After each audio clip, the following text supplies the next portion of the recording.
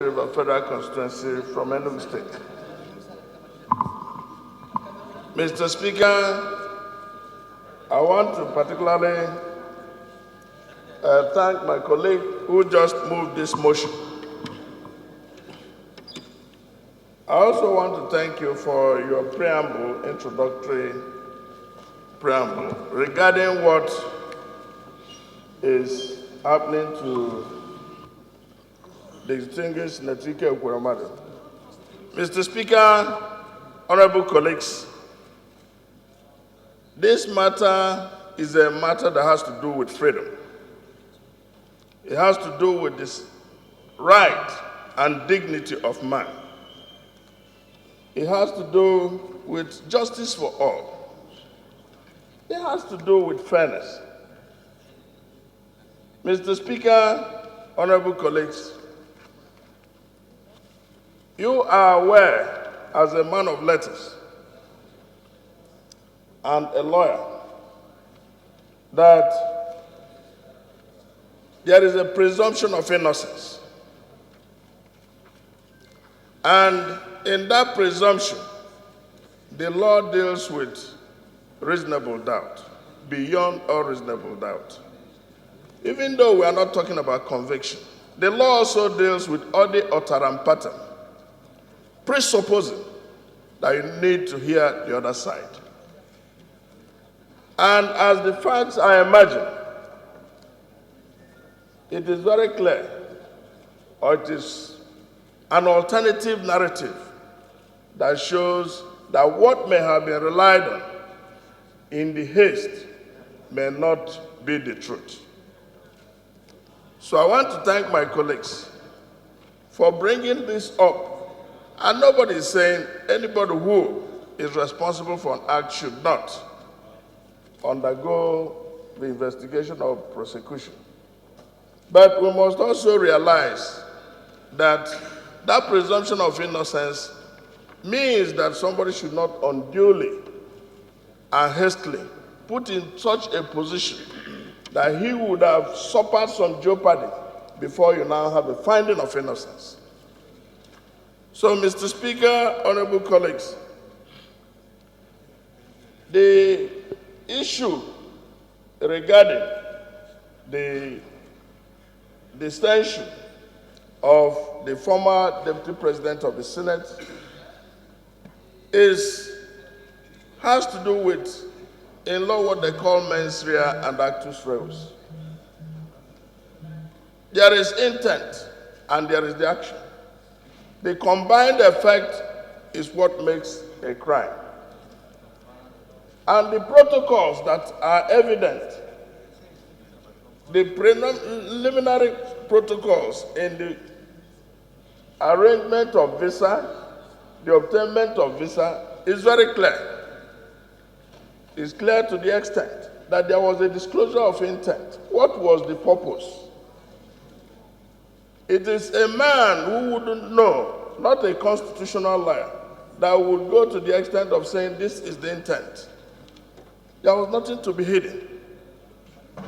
So I believe strongly that we will call the necessary authorities to ensure that there is fairness. To ensure that the facts speak to justice. What is clear also is that life is involved, and the life of a young lad is involved. If a parent is unduly denied the access of a child who is ailing, who is having an issue that can be determined summarily by a sudden shock, we need to be careful too, because the issue regarding the health of the child is still a matter that is on the table. We need to look back.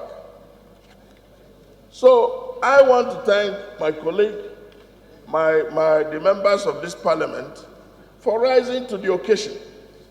The silence has been deafening in terms of responsiveness to what is the matter.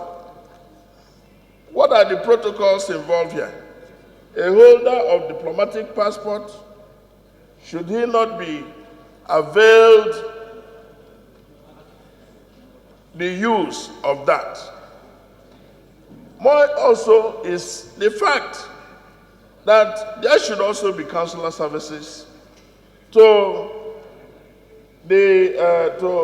Ukwu, who is claiming to be a child, so that the facts are completely ascertained. We are saying, who is the minister of the truth here? So, Mr. Speaker, honorable colleagues, facts are facts, and any finding or any action to be taken should be based on facts. And nobody should be subject to any jeopardy, or even a double one, when those investigations are not complete. I believe that there ought to have been time, there ought to have been more a thorough and a fair assessment of the facts prior to, the subject, the present travails of the Ekweremadus. And if that has not been done, I think this motion speaks to it. This motion speaks to the fact that, look, there should be fairness to all. And we want to appreciate the High Commission in London for the efforts they have been making. I've had the opportunity of speaking to the ambassador. I've also had the opportunity of speaking to the children, of the Ekweremadus. But it is important that a long detention goes to a large extent in undermining or helping to aggravate the ailing child that is in question here. So I want my colleagues to support this motion based on the facts that have been availed to ensure justice for all and for an understanding of the Nigerian public. It is fashionable in this climate to blame the politician for everything, to look like he is not a human being, to convict him in the court of public opinion. But this is a man, I know, that has contributed not little to improving the Nigerian condition, both legally as a lawyer, as a legislator, as somebody who has husbanded the amendment of our Constitution towards making the nation a more perfect union, to a man who have also intervened in our hospitals to make sure that those infrastructure and the human condition is improved, to a man also who intervened in a constituent of mine who has a kidney condition.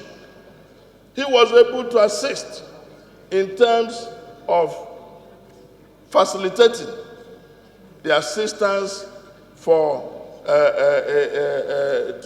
him to have some medical treatment. So, Mr. Speaker, if he could do that for an ordinary a person who is a citizen, he can as well come to the aid of the daughter. So I want to thank you so much, and I plead with my colleagues to support this motion. Thank you very much. Those in support, please say aye. Those against, please say nay. Ayes have it.